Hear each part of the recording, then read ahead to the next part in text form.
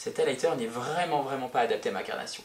C'est la pire vidéo ever. Hello mes petits chéris, bienvenue sur ma chaîne, j'espère que vous allez bien. On se retrouve aujourd'hui pour une vidéo que vous avez été très nombreux à me demander et qu'il était grand temps que je fasse mes meilleurs tips, astuces, make-up. Pour ceux qui n'auraient peut-être pas suivi, je suis maquilleur de profession, c'est mon métier à la base. Tout comme les autres maquilleurs, j'ai mes propres petites techniques. Il y a forcément des techniques que vous allez connaître, d'autres que vous ne connaîtrez peut-être pas. C'est des choses qui sont assez courantes mais que je voulais mettre en avant avec vous aujourd'hui. Là tout de suite, abonne-toi à ma chaîne en cliquant juste ici et lâche-moi un petit pouce à la fin de la vidéo, max de likes s'il vous plaît. Et sans plus tarder, pour connaître toutes mes astuces favorites, je vous invite évidemment à rester avec moi pour la suite. Alors, il y a certaines astuces que je vais utiliser directement sur mon visage, d'autres que je vais vous montrer sur la main ou juste, je voulais juste vous en parler en fait. Parce que je sors juste derrière et que ça m'arrangerait de pas me retrouver en mode pride, là tout de suite, là. Ma première astuce que je veux partager avec vous, c'est tout simplement comment créer un highlighter liquide. Quand je dis highlighter liquide, je m'explique un petit peu en fait une huile nacrée qui va vous permettre à la fois de travailler le corps, qui va vous permettre de vous créer une base hydratante qui va apporter de l'éclat supplémentaire avant votre fond de teint ou tout simplement pendant l'été lorsque vous voulez travailler un petit peu en mode voilà, highlight liquide, léger, lumineux.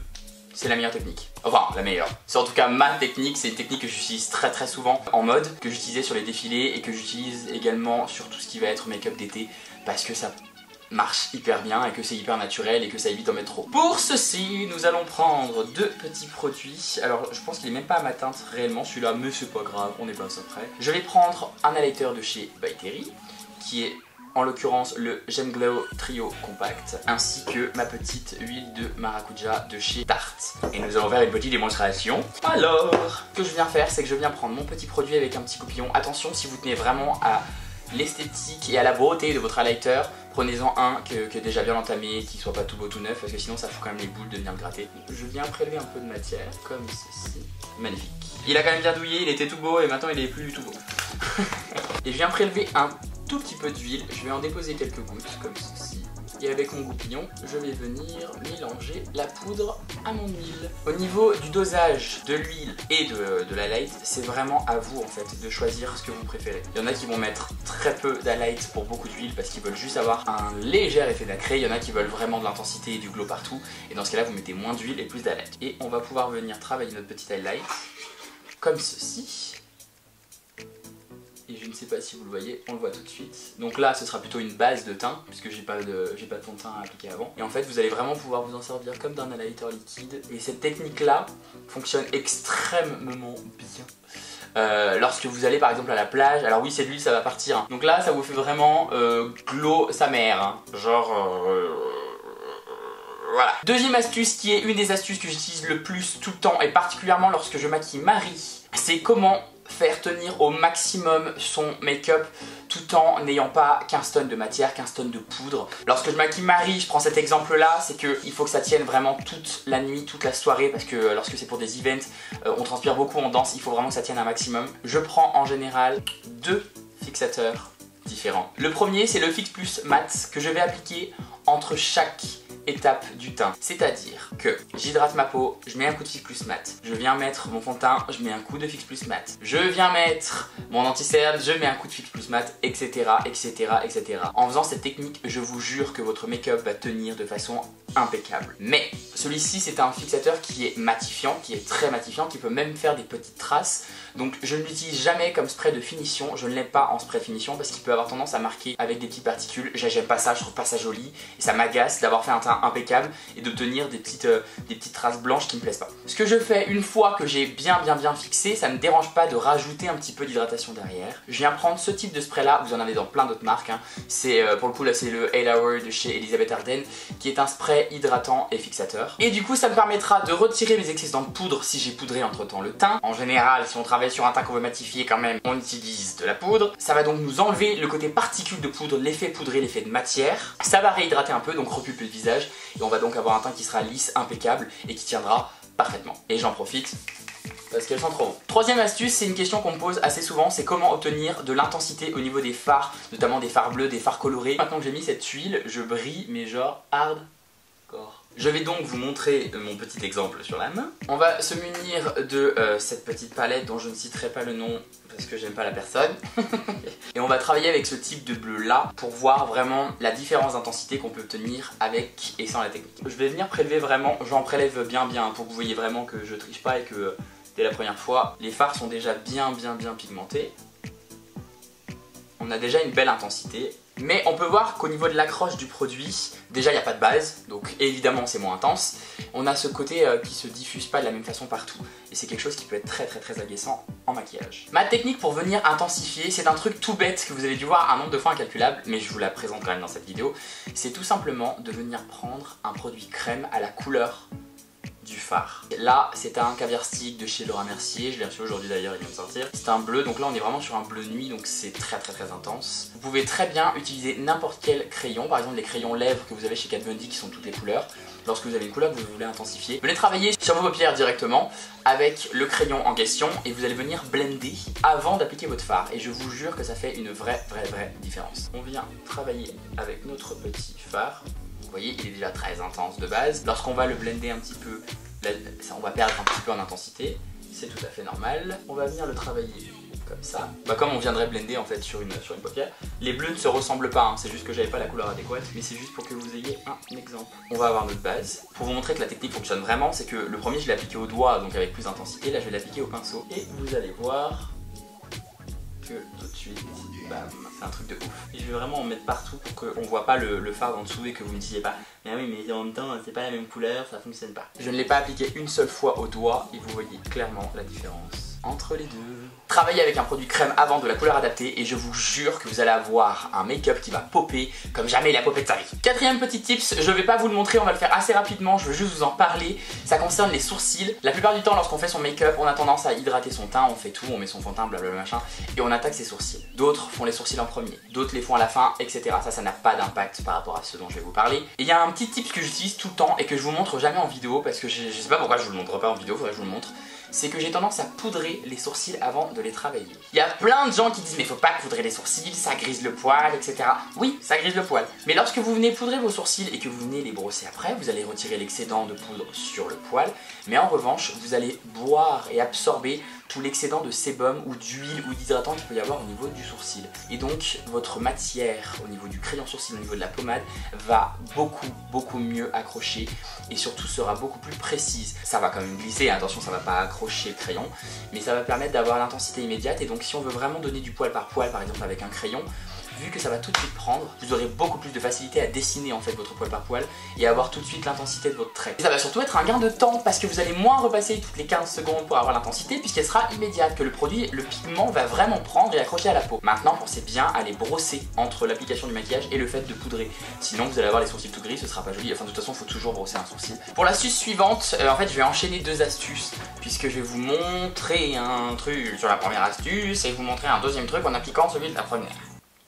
Alors cette astuce, elle concerne les fonds de teint. Je sais que certaines autres personnes l'ont déjà montré en vidéo, je sais que c'est une technique qui est très connue, mais c'est une technique qui est aussi très efficace. Lorsque vous avez des fonds de teint glow, peu couvrants ou juste lumineux, ou que vous voulez plus de couvrance ou plus de matité, ou que vous n'avez pas les moyens d'acheter un autre fond de teint qui soit plus mat, mais que pour une soirée vous voulez un fond de teint et un fini vraiment mat, il existe une technique pour transformer n'importe quelle texture de fond de teint. Elle est simple comme bonjour, c'est tout simplement d'ajouter de la poudre libre dedans. Et je vous jure que ça fonctionne de ouf. Ça a été une des premières astuces que j'ai dû apprendre lorsque je suis rentré dans le make-up. C'était vraiment de faire des tests, de m'amuser avec le make-up. Mes collègues chez MAC me faisaient faire tous les mélanges possibles et imaginables et m'ont montré cette technique de mélanger le fond de teint à la poudre et ça fonctionne mais vraiment de ouf quoi. Mais plutôt que d'en parler, je vais vous le montrer. Je vais prendre le Lumino Silk de chez Armani qui est quand même un peu couvrant mais qui est surtout très lumineux, très glow, et je vais vous montrer qu'on peut obtenir un effet ultra mat et ultra couvrant avec ce fond de teint là. Ce que je fais, c'est que je viens prendre un petit peu de poudre sur le dessus de ma main. Ça sert à rien d'en prendre trop, hein, mais mettez-en un petit peu. Vous allez utiliser mais genre 15 tonnes de fond de teint, ça ne sert absolument à rien. Et je viens directement mettre mon fond de teint avec. Je vais pas en mettre trop parce que j'aime que ma texture reste quand même assez fluide et assez facile à travailler, parce que vous allez voir qu'au fur et à mesure que vous allez rajouter de la poudre, vous allez également épaissir le produit et donc le rendre entre guillemets plus difficile à travailler. Et on en vient donc à mon astuce suivante, c'est comment justement avec des textures épaisses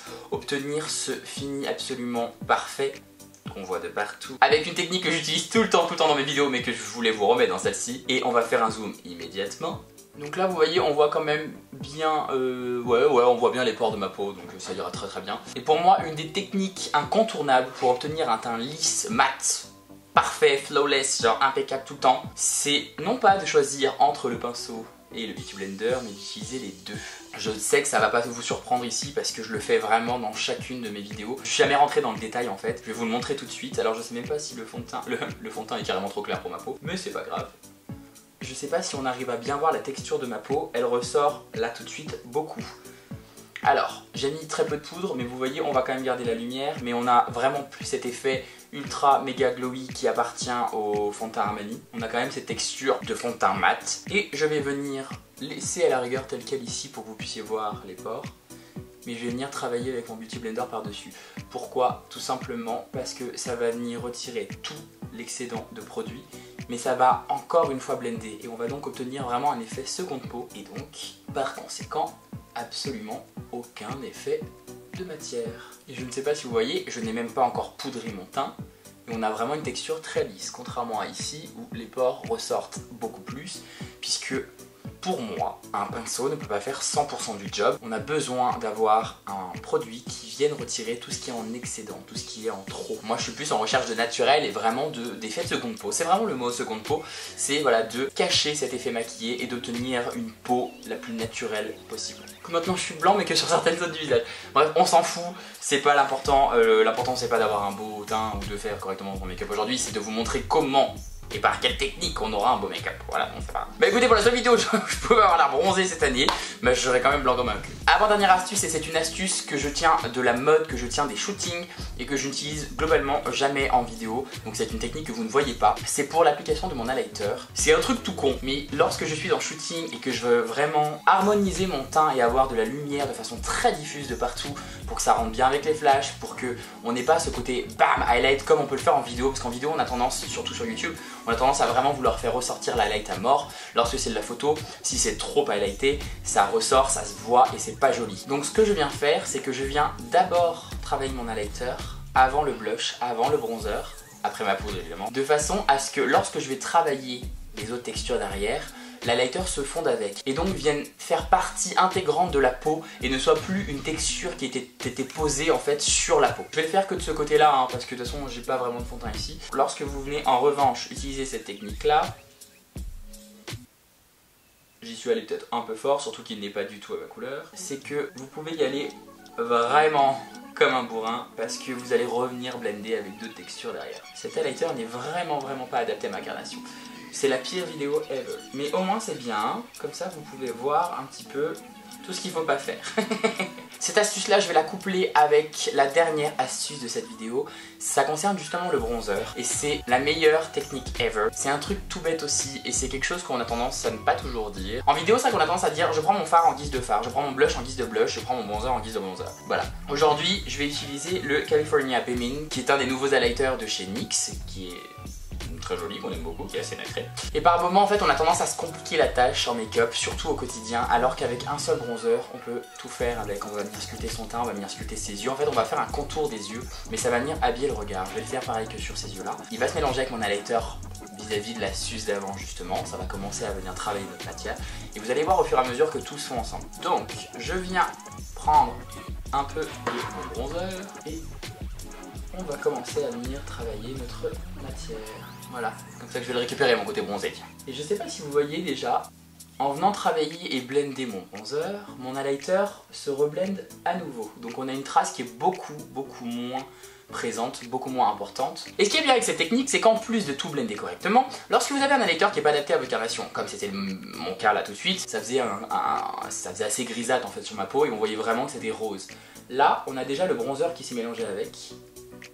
et on a une teinte qui est beaucoup plus adaptée à ma carnation. Avec le blush, on va venir rattraper encore une fois cette petite chose là. Mais pour vous montrer qu'avec un bronzer on peut tout faire, on va venir travailler nos petits yeux avec une seule teinte, notre bronzer, ici présent. En fait, je veux juste que vous voyez que pour le look d'été, prenez un bronzer, un produit de make-up, et ça fait le job, et c'est largement suffisant. Il n'y a pas besoin d'avoir une palette avec vous, et ci et ça. À savoir que les bronzers fonctionnent extrêmement bien en guise de fard de transition. Celui-là est très orangé, très chaud, je l'ai choisi volontairement pour ça, mais vous avez des bronzers comme le Hoola par exemple, qui fonctionnent super bien en dessous de vos fards, avant d'appliquer vos fards en fait, pour que ça se blende encore mieux entre eux. Pour celui-là, j'ai choisi volontairement un bronzer qui était un peu nacré, qui a un petit peu de nacre dedans, parce que vu que je veux un effet un peu été, que je veux que ça accroche la lumière en même temps, c'est beaucoup plus sympa. Et vous faites la même chose en bas. Je zoome légèrement pour que vous puissiez vraiment voir le produit. Vous voyez comme je le fais grossièrement. En fait, quand c'est l'été, j'en ai tellement rien à faire. Les looks d'été, c'est vraiment, pour moi, c'est venir sublimer, réchauffer un peu et basta en fait. Et vous voyez, ça se dégrade tout seul. Et une fois qu'on a fait ça et qu'on a vraiment envie de la jouer été, on vient à la rigueur le tirer vers l'extérieur et on vient rejoindre le tout. Et ça vous fait votre petit teint allé, prêt pour l'été. You know what I mean. Et pour terminer avec mon astuce sur l'highlight appliqué en premier, je vais venir prendre cette petite palette de chez NARS qui est ce packaging, qui est une palette de blush irisé qui s'appelle d'ailleurs Exposed, et je vais venir travailler ces deux petits blushs là que je vais mélanger encore une fois avec mon highlight. Bah je crois qu'on est bon. En fait ça a pas l'air frais du tout parce que en fait il faudrait que je fasse ça, voilà, pour que vous puissiez voir un petit peu le côté vraiment bronze et tout été, et qu'on se dise non. Parce que là quand on voit comme ça fait pas bah on va dire que ça fait un peu loupé quand on le voit comme ça.